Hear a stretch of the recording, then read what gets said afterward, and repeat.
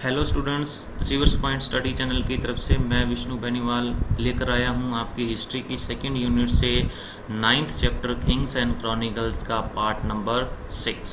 ठीक है, तो इस पार्ट के अंदर हम कुछ और टॉपिक्स पढ़ने जा रहे हैं, जैसे मनसबदारी सिस्टम क्या थी, उस सिस्टम के अंदर मनसबदार को कैसे भर्ती किया जाता था, उनके लिए पे स्केल कैसे होते थे, मनसबदारी सिस्टम का क्या फ़ायदा था, क्या नुकसान था, वो सब हम इसके अंदर शुरू करने जा रहे हैं। तो दोस्तों, वीडियो स्टार्ट करने से पहले एक इल्तिजा मैं आप सभी से करना चाहता हूं कि आप इस चैनल को सब्सक्राइब कीजिए, अचीवर्स पॉइंट स्टडी चैनल को सब्सक्राइब कीजिए, और जिन बच्चों ने इसको सब्सक्राइब किया है वो बेल आइकन दबाकर इसके नोटिफिकेशन आने के लिए अपनी परमिशन दे, ताकि जब भी वीडियो अपलोड हो इसका नोटिफिकेशन आपको तुरंत मिले और आप वो वीडियो देखकर फ़ायदा उठा सकें। तो दोस्तों, आइए ये वीडियो स्टार्ट करते हैं देर ना करते हुए।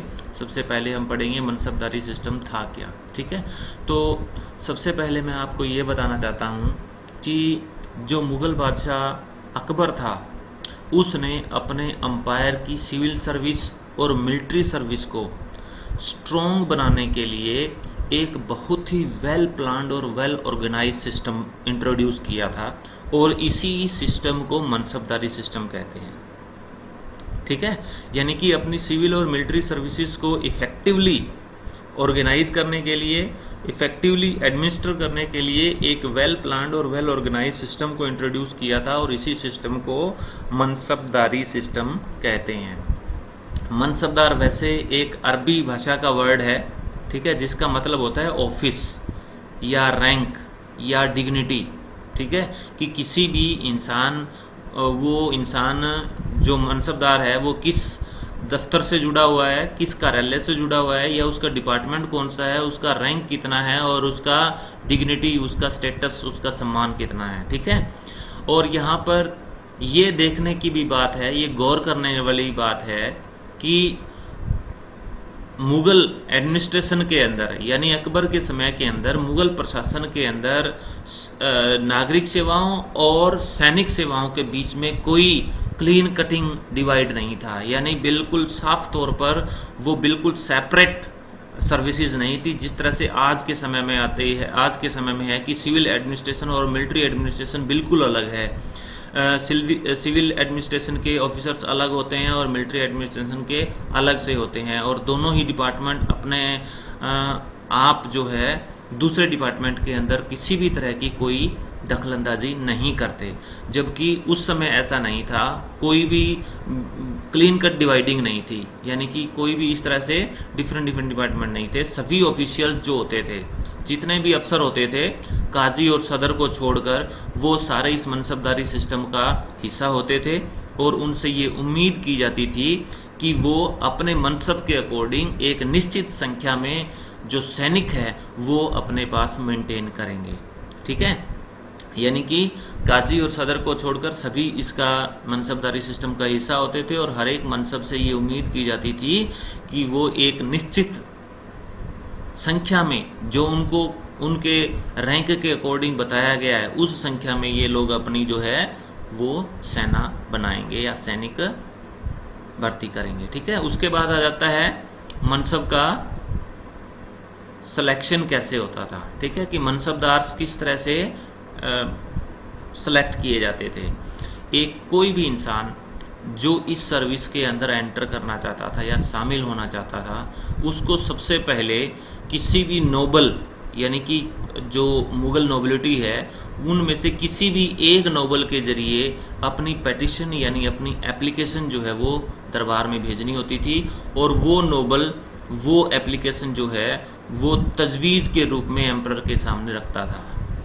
ठीक है, यानी कि जो भी इंसान मनसबदारी सिस्टम में शामिल होना चाहता था, उसे सबसे पहले अपनी एक एप्लीकेशन मुग़ल साम्राज्य के किसी भी एक नोबल को देनी होती थी, उच्च वर्ग के इंसान को देनी होती थी, और वो इंसान ये एप्लीकेशन या ये प्रार्थना या पेटिशन जो है वो बादशाह के सामने तदबीर के रूप में पेश करते थे। अगर वो एप्लीकेशन उचित पाई जाती थी तो उससे उस इंसान को जो है मनसब की पदवी दे दी जाती थी। ठीक है, और जो पे मास्टर होता था, जिसको मीर बख्शी बोलते थे, वो खुले दरबार के अंदर एम्परर के राइट साइड में खड़ा होता था और वो सभी कैंडिडेट्स, ठीक है, जो अपॉइंटमेंट के लिए डिजर्व करते हैं या प्रमोशन के लिए डिजर्व करते हैं, उन सभी कैंडिडेट्स की लिस्ट जो है वो एम्परर के सामने पेश करता था। और मीर बख्शी का जो ऑफिस है वो सभी इंपीरियल ऑर्डर्स के फरमान जो है वो जारी करता था, उनके ऊपर ऑफिशियल सील लगाता था, यानी शाही मुहर जो है वो लगाता था। इसके साथ साथ वो एम्परर के सिग्नेचर भी उस शाही फरमान पर करवाता था। ठीक है, तो इस तरह से ये हमने देखा सिलेक्शन कैसे होता था और इसमें जो मनसबदार है उसका क्या रोल था। ठीक है, अब देखते हैं ग्रेड कि अलग अलग ग्रेड के मनसबदार कैसे होते थे। तो मनसबदारी सिस्टम के अंतर्गत डिफरेंट संख्या के अंदर ये रैंकिंग ऑफिसर्स को डिवाइड किया जाता था। ठीक है, डिफरेंट नंबर कौन सी थी, अलग अलग संख्या कौन सी थी, ऐसी संख्या जो 10 से डिवाइड हो सके, 10 से डिवाइड हो सके, जैसे 100 है, 200 है, 50 है, 60 है, ये 10 से डिवाइड होने वाली है। ठीक है, इनको रैंकिंग ऑफिसर्स के लिए यूज़ किया जाता था। ठीक है, कैसे, आगे समझिए, नेक्स्ट लाइन में ये आपको क्लियर कट हो जाएगा। अकबर के शासन के दौरान, अकबर के रूल के दौरान सबसे छोटी मनसबदारी 10 संख्या की होती थी, यानी ऐसा मनसबदार जो अपने नीचे 10 सैनिक रख सकता था, 10 सोल्जर्स वो अपने नीचे मेंटेन कर सकता था। और सबसे हाईएस्ट मनसबदारी थी 10,000 की। सबसे बड़ी मनसबदार, सबसे हाई रैंक का जो मनसबदार होता था उसको 10,000 सोल्जर्स मेंटेन करने होते थे। ठीक है, और बाद में ये हाईएस्ट मनसबदारी की संख्या बढ़कर जो है 12,000 तक कर दी गई थी। ठीक है, आप समझ गए। ठीक है, कि मनसबदारी सिस्टम के अंदर किसी भी इंसान की, किसी भी मनसबदार का रैंक जो है वो डिफरेंट अलग अलग संख्याओं के अंदर डिसाइड किया जाता था। ऐसी संख्याएं जो 10 से जो है वो भाग हो जाए, डिवाइड हो जाए। अकबर के दौरान सबसे छोटी मनसबदारी 10 की और सबसे हाईएस्ट 10,000 की थी, लेकिन बाद में हाईएस्ट मनसबदारी की संख्या को बढ़ाकर 12,000 कर दिया गया। अब आगे पढ़ते हैं जात और सवार। ठीक है, जो भी ऑफिसर्स मुग़ल अम्पायर के अंदर शामिल किए जाते थे उन्हें रैंक दिए जाते थे। ठीक है, और वो रैंक 2 अलग अलग न्यूमेरिकल डेजिग्नेशन, ठीक है, यानी संख्यात्मक जो पदवियां हैं उसके साथ ये रैंक दिए जाते थे। और वो पदवियां कौन सी है, पहली पदवी थी जात। ठीक है, यहाँ वर्ड जात का मतलब है पर्सनल, यानी इंसान। ठीक है, और ये इस बात को इंडिकेट करती है कि इंपीरियल हिरार्की में उस पर्सनल का, उस इंसान की पोजीशन क्या है और उसको कितनी सैलरी मिलती है। ठीक है, सैलरी ऑफ द ऑफिशियल यानी उस मनसबदार की। जात का मतलब उस इंसान से है जो मनसबदार है। ठीक है, और ये जात जो पदवी है वो उसकी ऑफिशियल सैलरी और इंपीरियल हिरार्की के अंदर उसके पोजीशन को इंडिकेट यानी शो करती है। दूसरी डेजिग्नेशन आ जाती है सवार। सवार रैंक क्या इंडिकेट करती है कि कितनी संख्या के घुड़सवार और घोड़े एक मनसबदार को अपनी सर्विस में मेंटेन करने होते थे। ठीक है, सवार जात का मतलब पर्सन, सवार का मतलब घुड़सवार। ठीक है, कि सवार वो डेजिग्नेशन होती थी जिसको अपने अंडर में घुड़सवार और घोड़े अपनी सर्विस के अंदर मेंटेन करने होते थे। ठीक है, 17वीं शताब्दी के अंदर एक मनसबदार जिसके पास 1000 जात यानी 1000 सैनिक, 1000 पर्सन होते थे, ठीक है, उसको नोबल के रूप में रैंक किया जाता था, यानी उसको नोबल समझा जाता था। ठीक है, और नोबल के लिए उमारा भी यूज होता था। ये जो है अमीर का प्लूरल टर्म है। ठीक है, आगे देखिए, आगे पढ़ते हैं सैलरी ऑफ द मनसबदार। इन मनसबदार्स को सैलरी किस तरह से मिलती थी, देखिए। The mansabdars were paid their salaries in cash, नकदी में इनको सैलरी दी जाती थी। कई बार इनको जो है लैंड रेवेन्यू के असाइनमेंट भी दे दिए जाते थे। ठीक है, कि सैलरी की जगह उसको कह देते थे कि इन 5 गाँव की, 10 गाँव की, 2 गाँव का लगाना आपने कलेक्ट करना है और वहाँ से जो भी कलेक्ट होगा उसमें से आप अपनी सैलरी जो है वो डिडक्ट कर लेना, बाकी खजाने में जमा करवा देना। मनसबदार जो है, मनसबदारों को एक बड़ी अच्छी हैंडसम सैलरी पे की जाती थी जो साल में 2 बार उन्हें अदा की जाती थी। ठीक है, और उनको सैनिकों की सैलरी, घोड़े, हाथी, बैलगाड़ियाँ, इन सभी का रखरखाव अपनी इनकम और सैलरी से ही करना होता था। ठीक है, यानी कि किसी भी मनसबदार को अपने अंडर में जितने भी सैनिक रखने होते थे, जितने भी घोड़े, हाथी, बैलगाड़ियाँ, सब जो कुछ भी रखेंगे उसको मैनेज अपनी इस सैलरी और इनकम से ही करना होता था। इनको इनके लिए कुछ एक्स्ट्रा नहीं दिया जाता था। ठीक है, अब देखते हैं मनसबदारी सिस्टम में मनसबदार के कार्य क्या क्या थे, क्या काम वो करते थे, किस लिए अकबर ने इन्हें रखा हुआ था। ठीक है, सिविल और मिलिट्री सर्विस जो थी पूरे साम्राज्य की, उनको मनसबदारी सिस्टम के अंतर्गत इंटीग्रेटेड किया गया था, यानी साथ में जोड़ा गया था। ठीक है, कंबाइन किया गया था। ठीक है, कि मनसबदारी सिस्टम के अंदर अंपायर की मिलिट्री और सिविल सर्विस को कंबाइन किया गया था।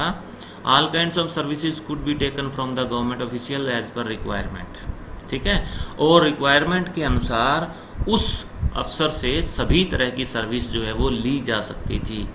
और मनसबदार जो है वो बादशाह के आदेश पर उनकी आर्मी के अंदर भी पार्टिसिपेट उनको करना होता था। ठीक है, कि जब भी उनकी ज़रूरत पड़ती थी राजा उन्हें आदेश दे देता था कि वहाँ पर इस तरह की रिवोल्ट हुआ है राज्य में, उसको आप जो है जाकर देखेंगे, तो उन्हें उस मनसबदार को वहाँ जाना होता था।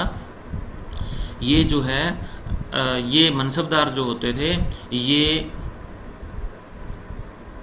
अपने अपने प्रोविंस के अंदर, अपने अपने राज्य के अंदर पूरे साम्राज्य के ऑफिसर्स के रूप में भी काम करते थे। हर एक मिलिट्री कमांडर जो है वो कैवेलरी के लिए, यानी कैवेलरी क्या होता है, घुड़सवार। ठीक है, घुड़सवार सेना जो होती है, ठीक है, उसके लिए जो ट्रुप्स यानी सैनिक है उनको रिक्रूटेड यानी भर्ती करते थे, इक्विप्ड यानी उनको जो हथियार वगैरह देते थे, और ट्रेन यानी उन्हें ट्रेन भी करते थे। ठीक है, कि हर एक मिलिट्री कमांडर जो है घुड़सवार सेना के लिए जो ट्रूपर्स होते थे यानी जो सैनिक होते थे उनको भर्ती करना, उनको हथियार अवेलेबल करवाना और प्रशिक्षण करना इनका काम होता था। ही मेंटेन हॉर्सेस विच वर ब्रांडेड बाय रॉयल साइन। ठीक है, इसके साथ साथ जो मिलिट्री कमांडर होता था उसको भी घोड़े मेंटेन करने होते थे जिनके ऊपर शाही दाग, ठीक है, यानी कि राजसी निशान जो है वो लगाया जाता था। नेक्स्ट टॉपिक आ जाता है मेरिट्स ऑफ मनसबदारी सिस्टम। मनसबदारी सिस्टम के क्या क्या फ़ायदे थे। मनसबदारी सिस्टम के फ़ायदे जो है वो अलग अलग तरीके से हम पढ़ सकते हैं। पहला है मनसबदारी सिस्टम ने मनसबदारी सिस्टम के कारण जब मनसबदार को अलग अलग संख्या के अंदर सेना को मेंटेन करने का ऑर्डर दिया जाता था, तो इस ऑर्डर के कारण मनसबदारी सिस्टम की इसी खूबी के कारण एम्परर को आर्मी ऑर्गेनाइजेशन से रिलेटेड बहुत सी समस्याओं से छुटकारा मिल गया। ठीक है, और अब बादशाह जब भी उसे ज़रूरत होती थी उसी समय अपने मनसबदार की ये मिलिट्री सर्विस जो है वो ले सकता था अकॉर्डिंग टू द सिचुएशन। जब भी ज़रूरत होती थी वो किसी भी मनसबदार को आदेश देकर बुलाया सकता था। ठीक है, मनसबदारी सिस्टम ने जो है जो प्रशासनिक खर्चा है उसको रिड्यूस कर दिया। ठीक है, एडमिनिस्ट्रेटिव एक्सपेंडिचर है वो रिड्यूस हो गया, और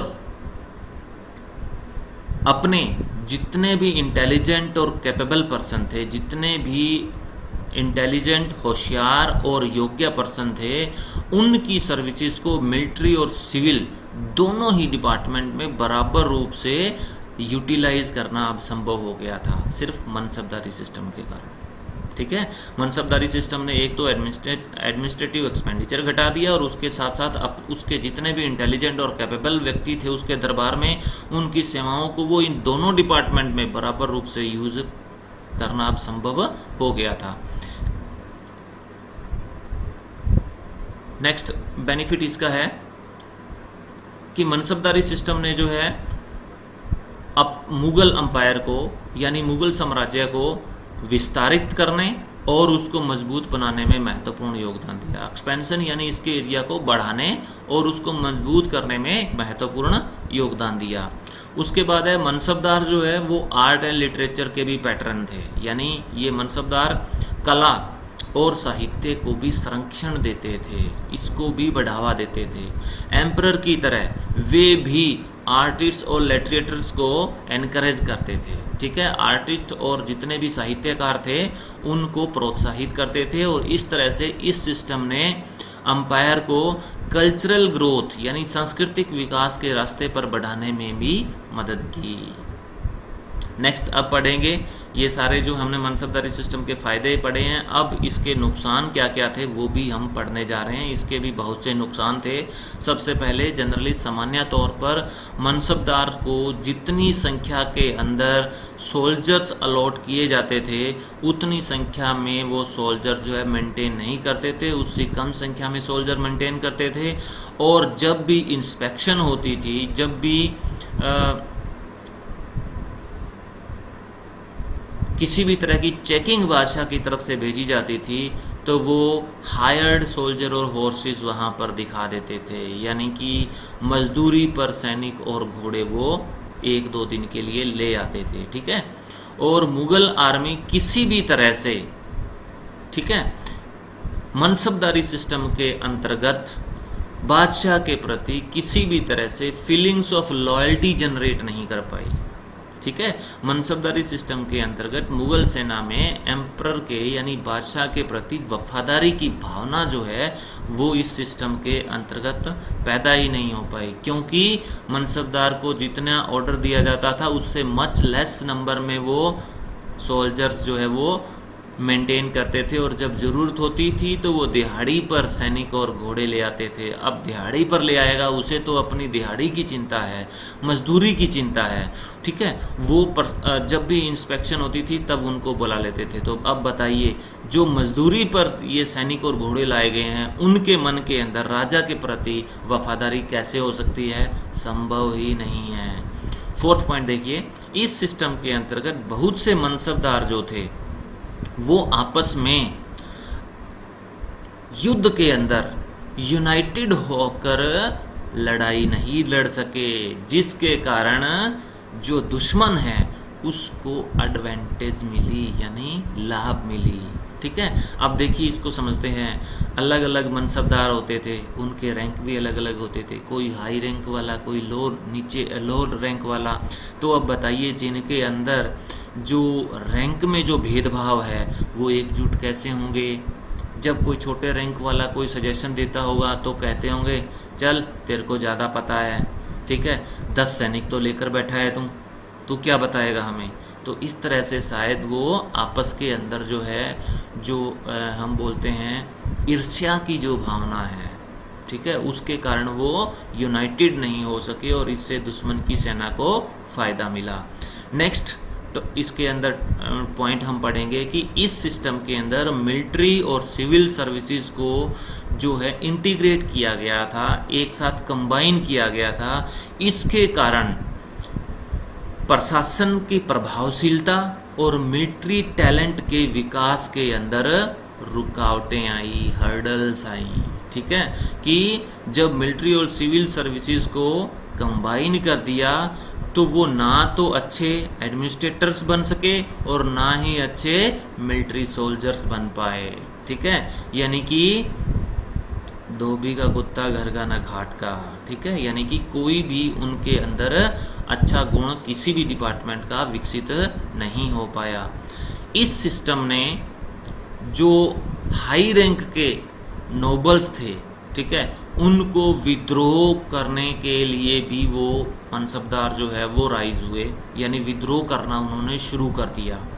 मनसबदार के पास ना ही तो सेना की कमी होती थी ना ही पैसे की। इसका मतलब वो राजा के ऊपर इतने डिपेंड नहीं होते थे, इसलिए अक्सर वो स्टेट के इंटरेस्ट यानी राज्य के हितों के खिलाफ वो अपने सेल्फिश मोटिव्स को पूरा करने में लगे रहते थे, अपने सेल्फिश मोटिव, ठीक है, यानी कि वो राज्य के इंटरेस्ट यानी हितों की रक्षा ना करके केवल अपने पर्सनल मोटिव्स जो है वो पूरे करने में लगे रहते थे, जिससे राज्य को कंसोलिडेट करने में समस्याएं उत्पन्न हुई।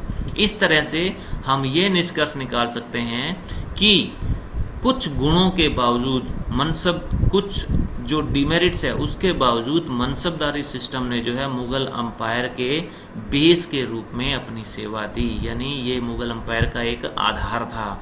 इसने अम्पायर को स्थायित्व और इंटीग्रेशन, एकजुटता प्रदान की and led it to on the part of cultural development, और इसके कारण ही राज्य के अंदर सांस्कृतिक विकास हुआ। ठीक है, तो इस तरह से ये मनसबदारी सिस्टम हमने पढ़ा है आज, और उम्मीद करता हूँ कि आपको ये समझ में आएगा। नेक्स्ट टॉपिक हम पढ़ेंगे डॉक्यूमेंटेशन ऑफ कोर्ट प्रोसीडिंग। ठीक है, कि जो दरबार की जो प्रोसीडिंग यानी दिनचर्या होती थी उसके अंदर सारा डॉक्यूमेंटेशन कैसे होता था देखते हैं। ठीक है, एग्जैक्ट और डिटेल रिकॉर्ड मेंटेन करना अपनी कोर्ट प्रोसीडिंग्स का, ये मुग़ल एडमिनिस्ट्रेशन का एक मेजर कंसर्न होता था, एक मुख्य पहल उनकी होती थी कि वो अपने कोर्ट प्रोसीडिंग को एग्जैक्ट और डिटेल के अंदर रिकॉर्ड करें। ठीक है, मीर बख्शी जो होता था वो जो भी एप्लीकेशंस दरबार के अंदर आती थी उनको सुपरवाइज करता था और रिकॉर्ड करता था। इसके साथ साथ जो कोर्ट के सामने कुछ डॉक्यूमेंट्स प्रेजेंट करता था और सारे इंपीरियल ऑर्डर भी ये प्रेजेंट करता था। यानी मीर बख्शी जो है जितनी भी दरबार में पिटीशन आती थी उनको सुपरवाइज करना और रिकॉर्ड करना इसका काम होता था। इसके साथ साथ दरबार के सामने डॉक्यूमेंट प्रेजेंट करना और दरबार में जितने भी इंपीरियल ऑर्डर है यानी फरमान है ये जारी करना भी मीर बख्शी का काम होता था। ठीक है, और एजेंट्स ऑफ नोबल्स यानी नोबल लोगों के जो एजेंट होते थे जिनको वकील बोलते थे उनकी भाषा में, ठीक है, और जो स्थानीय शासक होते थे, ठीक है, वो कोर्ट की सारी प्रोसीडिंग्स को कोर्ट के सेशन के डेट के अकॉर्डिंग रिकॉर्ड करते थे। ठीक है, जैसा कि हमने कहा ना क्रोनोलॉजिकल ऑर्डर में तो तभी होगा ना जब डेट वाइज मेंटेन करेंगे। ठीक है, तो ये काम जो है नोबल्स के एजेंट्स करते थे। ठीक है, उसके बाद जो अखबारात होते थे, ठीक है, उनके अंदर लगभग सभी तरह की इंफॉर्मेशन होती थी। अखबारात का मतलब यहाँ अखबार से नहीं है। ठीक है, इंपीरियल जो रिकॉर्ड करते थे उसके अंदर जो है सभी तरह की इंफॉर्मेशन, जैसे कोर्ट में अटेंडेंस कितनी थी, ठीक है, उसमें क्या क्या ग्रांट दिए गए उस दिन, क्या टाइटल किसको दिया गया, ये सब जो है इसके अंदर अखबारात के अंदर रिकॉर्ड किए जाते थे। और इसके साथ साथ एक एफिशिएंट पोस्टल सिस्टम भी गुड एडमिनिस्ट्रेशन की एस्टैब्लिशमेंट में अपना महत्वपूर्ण योगदान देता है, और ऐसे ही पोस्टल सिस्टम ने मुग़ल अम्पायर के एक अच्छे एडमिनिस्ट्रेशन सिस्टम को एस्टैब्लिश करने में मदद भी की। ठीक है, न्यूज़ रिपोर्ट्स और इम्पोर्टेंट ऑफिशियल डॉक्यूमेंट जो थे वो मुग़ल रूल के दौरान पूरे क्षेत्र के अंदर इंपीरियल पोस्ट के जरिए यानी इस शाही डाक के जरिए पूरे रीजन, पूरे क्षेत्र के लेंथ और ब्रेड्थ में ये घूमते थे, ट्रैवल करते थे। किसके जरिए? इंपीरियल पोस्ट के जरिए। ठीक है, कि जो भी रिपोर्ट भेजनी होती थी या कोई ऑफिशियल डॉक्यूमेंट पूरे साम्राज्य में कहीं लेंथ और लंबाई चौड़ाई में कहीं भी भेजना होता था तो वो इंपीरियल पोस्ट के जरिए भेजा जाता था। ठीक है, और इंपीरियल पोस्ट में होता क्या था? फुट रनर्स, ठीक है, दौड़ाक होते थे। ठीक है, जो ये इंपीरियल पोस्ट में लोग शामिल होते थे वो दौड़ते थे राउंड द क्लॉक। ठीक है, दिन रात वो दौड़ते थे, वो पेपर लेकर जिसको बम्बू कंटेनर के अंदर रोल करके उन्हें दिया जाता था। ठीक है, यानी कि जो भी ऑर्डर या जो भी रिपोर्ट भेजनी होती थी उसको वो रोल करके बांस के एक कंटेनर के अंदर इन फुट रनर्स को दे देते थे और उसको लेकर वो दिन रात जो है दौड़ते रहते थे। ठीक है, और इसी इंपीरियल पोस्ट की जो पोस्टल सिस्टम था, इसी के कारण जो बादशाह होता था उसको अपनी राजधानी से दूर दूर के जो राज्य है वहाँ से भी रिपोर्ट जो है वो तुरंत रिसीव हो जाती थी, तुरंत उसे रिपोर्ट मिल जाती थी। और ये सब उनके इस इफ़ेक्टिव पोस्टल सिस्टम के कारण ही संभव था। तो इस तरह से बेटे हमने आज ये खासकर से मेन 2 टॉपिक पढ़े, जैसे मनसबदारी सिस्टम, हालांकि मनसबदारी सिस्टम में और बहुत से टॉपिक थे। उसके बाद में हम डॉक्यूमेंटेशन ऑफ कोर्ट प्रोसीडिंग ये सब पढ़ा। ठीक है, तो इसके अंदर कहेंगे sir documentation of court proceeding पढ़ रहे थे, लेकिन पोस्टल सिस्टम बीच में कैसे आ गया? पोस्टल सिस्टम ऐसे आ गया बेटे, कोर्ट के अंदर दरबार से जो ऑर्डर जारी करेंगे तो वो जो ऑर्डर जाएगा कैसे? डाक के जरिए जाएगा। कोई रिपोर्ट किसी प्रोविंस से दरबार में मंगवाई है राजा ने, तो वो दरबार में पहुंचेगी कैसे? वो इसी इंपीरियल पोस्ट के जरिए आती थी। तो इसलिए थोड़ा सा इंपीरियल पोस्ट के बारे में भी आपको समझाया गया है। तो इस तरह से हम देखते हैं कि उम्मीद करता हूँ आज का टॉपिक आपको बहुत अच्छी तरह से समझ में आ गए होंगे। फिर भी अगर कोई दिक्कत है तो आप कमेंट सेक्शन के अंदर आप प्लीज़ मुझे जो है इन्फॉर्म कर सकते हैं, ताकि आपकी जो प्रॉब्लम है उसका सॉल्यूशन दिया जा सके। ठीक है, तो इस तरह से अचीवर्स पॉइंट स्टडी चैनल के साथ बने रहने के लिए आप सभी का बहुत बहुत धन्यवाद।